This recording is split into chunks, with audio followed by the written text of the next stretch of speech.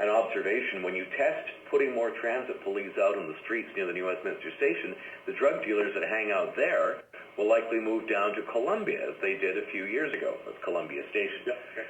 They came from Columbia. A similar effect might happen throughout the line. Any response to that?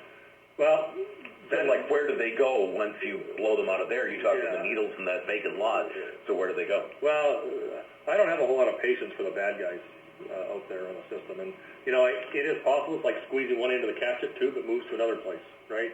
And this is a societal problem. This is not just a SkyTrain problem. You know, we are going to have to monitor it. We may have to work with the police, where we actually have some of our staff deployed in addition to some of their staff. So we may have to do some counter redeploying. So the cat and mouse game is never going to end. I'm of the belief. It's how do you mitigate it? How do you overlay some of these, create reasons why they don't want to hang out there? One of them might be music in the stations. Sure. Right? So those are things we actually might test. So Barry Manilow kind of thing. Well, I want to scare them too much. Okay. But we want them to still be customers, right? So whatever it is, you know, if it's Baroque, there are certain types of music, and sometimes we're even here of technology that we're actually going to go try and test that actually are a frequency.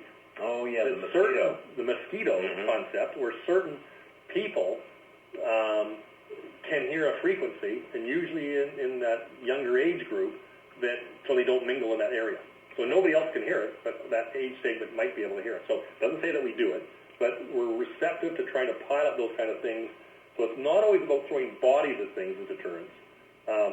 It's a combination of tools, including things like retailing, including things like, I'm of the belief it's a whole palette, but I also want to be realistic that I don't believe we're going to get crime to zero. Neither do I believe the city of Vancouver is. I think it's how do you manage crime, how do you deter it, how do you steer it elsewhere. I'm not trying to solve the whole social crime problem. I think that's a bigger game than what the mandate I've got to deal with is.